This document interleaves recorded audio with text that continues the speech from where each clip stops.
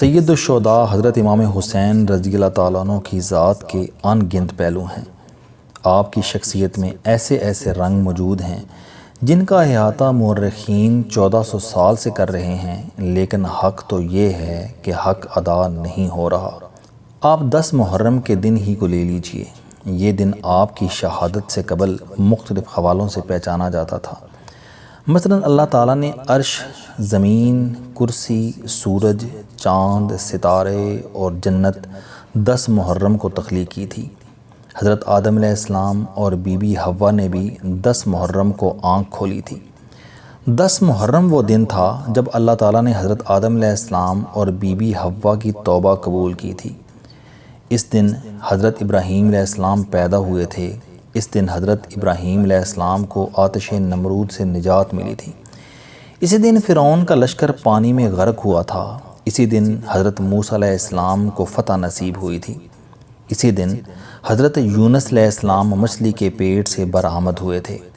اسی دن حضرت یوسف علیہ السلام کو کنویں سے نکالا گیا تھا۔ اسی دن حضرت یعقوب علیہ السلام کو بینائی لوٹائی گئی تھی۔ اسی دن حضرت عیسیٰ علیہ السلام پیدا ہوئے تھے اور اسی دن حضرت عیسیٰ علیہ السلام دنیا سے زندہ اٹھائے گئے تھے۔ غرض کائنات کے بڑے فیصلے 10 محرم کو ہوئے تھے۔ لیکن پھر حضرت امام حسین رضی اللہ تعالیٰ عنہ نے 10 محرم کو شہادت قبول فرما کر اس دن کا حوالہ بدل دیا اور 10 اکتوبر 680 عیسوی اور 10 محرم 61 ہجری کو آپ کی شہادت کے بعد 10 محرم حضرت امام حسین رضی اللہ تعالیٰ عنہ کا دن ہو گیا۔ چنانچہ آج نیوزی لینڈ سے لے کر سائبیریا تک، کربلا سے لے کر آئس لینڈ تک اور نیپلز کے ساحلوں سے لے کر ایلس لینڈ اور انٹارکٹیکا سے لے کر جمیکا تک پوری دنیا 10 محرم کو حضرت امام حسین رضی اللہ تعالیٰ عنہ کا دن سمجھتی ہے۔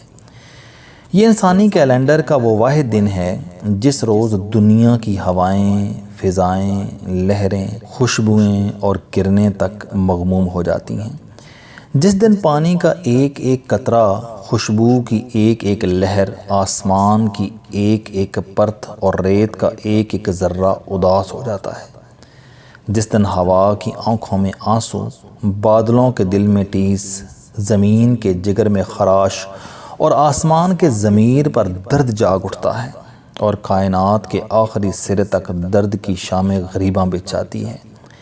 یہ دن کیلنڈر کے 360 دنوں کا نوحہ، چیخ اور سسکی ہے، اور اسی دن دنیا کی ہر تخلیق، سارے حیوانات، نباتات اور جمادات دکھ میں غرق ہو جاتے ہیں۔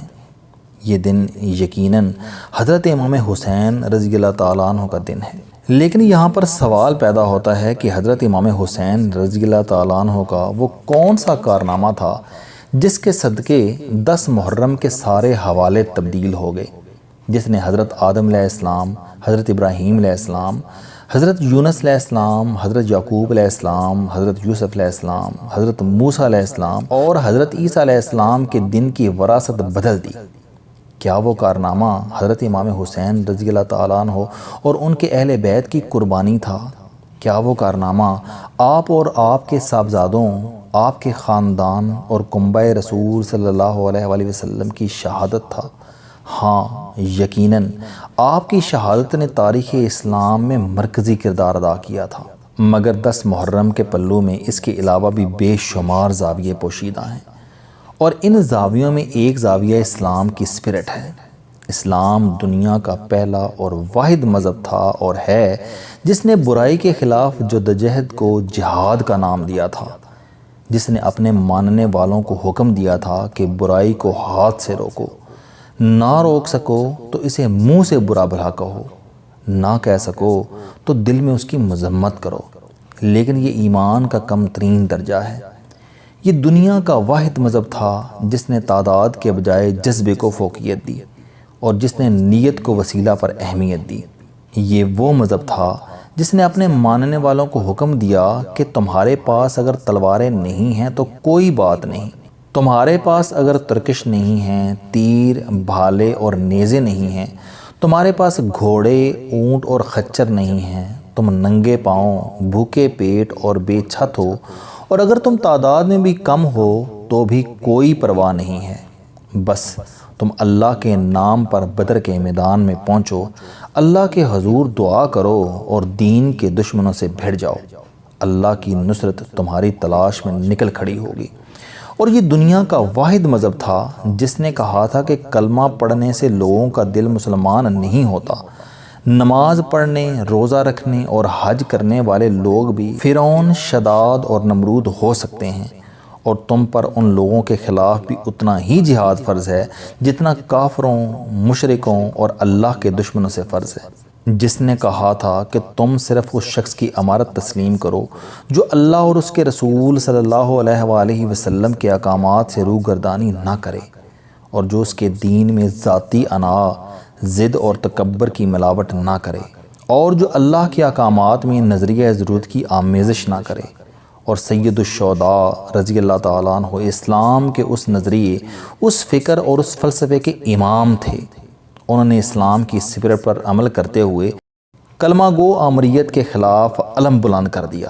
انہوں نے یہ بھی ثابت کر دیا کہ اسلام میں تعداد کی کوئی حیثیت نہیں ہوتی۔ آپ نے یہ بھی ثابت کر دیا کہ اسلام میں دنیاوی کامیابی اہمیت نہیں رکھتی، اور آپ نے ثابت کر دیا اسلام قول اور اقرار کا مذہب ہے، اور اس میں جب کسی سے وعدہ کر لیا جائے تو اس پر قائم رہتے ہیں، خواہ کوفہ کے سارے شہری کوفی ثابت کیوں نہ ہو جائیں۔ آپ نے ثابت کر دیا کہ اسلام میں کربلا میں داخل ہونے کے ہزاروں دروازے ہیں، لیکن اس سے نکلنے کا کوئی راستہ نہیں، اور اسلام میں شہادت سب سے بڑا اعزاز ہوتی ہے۔ میں آج جب یہ سطریں لکھ رہا ہوں تو اس وقت غزہ میں 21ویں صدی کا کربلا برپا ہے۔ اللہ اور اس کے رسول صلی اللہ علیہ وسلم کا نام لینے والوں پر اسرائیل کے میزائل بارش کی طرح برس رہے ہیں، شہر کے اندر بم پھٹ رہے ہیں، گولیاں چل رہی ہیں، اور اسرائیلی ٹینک زندہ انسانوں کا کیما بنا کر جا رہے ہیں، اور امریکہ اور یورپ اس ظلم پر نہ صرف تالیاں بجا رہے ہیں بلکہ وہ اسرائیلی جارحیت کو درست بھی قرار دے رہے ہیں، اور پورا عالم اسلام اس ظلم پر کوفہ بن کر خاموش بیٹھا ہے۔ آپ یاد کیجئے 10 محرم 61 ہجری کو جب کربلا میں نواسہ رسول صلی اللہ علیہ وآلہ وسلم کا سر قلم کیا جا رہا تھا، جب آپ کا سر مبارک شمر نے نیزے پر ٹانک دیا تھا، جب شہدائے کربلا کی نعشوں پر گھوڑے دوڑائے جا رہے تھے، اور جب اہل بیت کے خیموں کو آگ لگائی جا رہی تھی، اور وہ بیویاں جن کے چہروں تک پہنچ کر سورج کی کرنیں بھی پردہ کر لیتی تھیں، اور ہوا انہیں چھونے سے پہلے 1000 بار آب زمزم سے غسل کرتی تھی، وہ بیویاں جب ننگے سر ننگے پاؤں خیموں سے باہر نکلیں تو اس وقت کوفہ کے لوگ کیا کر رہے تھے؟ یہ بدبخت لوگ اس وقت خلافت کا جشن منا رہے تھے۔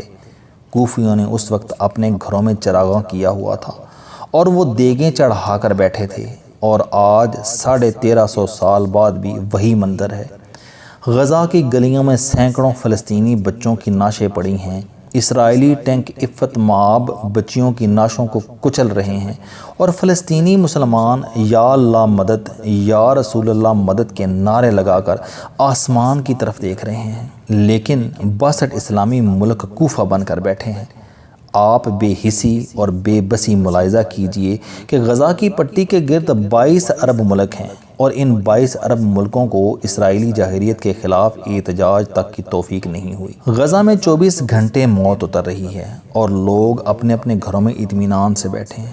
ہماری اس سے بڑی بدقسمتی کیا ہوگی کہ ہم حضرت امام حسین رضی اللہ تعالیٰ عنہ کے فلسفے، ان کی فکر اور ان کی جد و جہد کو فراموش کر دیا۔ کیا ہم فلسطینی مسلمانوں کی نعشیں دیکھ کر بھی فکر حسین رضی اللہ تعالیٰ عنہ کے وارث کہلانے کے قابل ہیں؟ حضرت امام حسین رضی اللہ تعالیٰ عنہ ایک جد و جہد کا نام ہے، وہ ایمان، جرت اور جہاد کی عملی شکل ہیں۔ میں دل کی اتھاہ گہرائیوں سے یہ سمجھتا ہوں، اگر دنیا میں حضرت امام حسین رضی اللہ تعالیٰ عنہ نہ ہوتے، اگر وہ کربلا میں اپنے خاندان کی قربانی نہ دیتے، تو شاید دنیا میں کوئی شخص برائی کے خلاف اکیلا کھڑا ہونے کی جرت نہ کرتا۔ یہ حضرت امام حسین رضی اللہ تعالیٰ عنہ کی قربانی تھی جس نے لوگوں کو لڑنے، ٹکرانے اور وقت کے فرعونوں کے سامنے کھڑا ہونے کا حوصلہ دیا، جس نے تاریخ عالم کو سمجھایا کہ دنیا کی ہر شکست وقتی اور ہر فتح عارضی ہوتی ہے، اور دنیا میں صرف سچ اور حق کو مستقل حیثیت حاصل ہے، جس نے اقوام عالم کو بتایا کہ اے ناسمجھ لوگو، حق کا ساتھ دو اور باطل سے ٹکرا جاؤ۔ لیکن ہم نے حضرت امام حسین رضی اللہ تعالیٰ عنہ کا یہ پیغام فراموش کر دیا۔ چنانچہ آج فلسطین کے مسلمان ہماری آنکھوں کے سامنے مر رہے ہیں۔ ہم روزانہ ٹیلی ویژن سکرین پر انہیں جلتے اور مرتے ہوئے دیکھتے ہیں اور کروٹ بدل کر سو جاتے ہیں۔ آپ دل پر ہاتھ رکھ کر جواب دیجئے، کیا ہم دنیا کے 1.51 کروڑ مسلمان کوفی نہیں ہیں؟ اور کیا ایران سے لے کر مصر تک 62 اسلامی ملک کوفہ نہیں ہیں؟ کیا ہماری خاموشی یہ ثابت نہیں کرتی کہ ہم فکر حسین رضی اللہ تعالیٰ عنہ کے وارث نہیں ہیں، بلکہ ہم شمر کے نظریاتی بھائی ہیں؟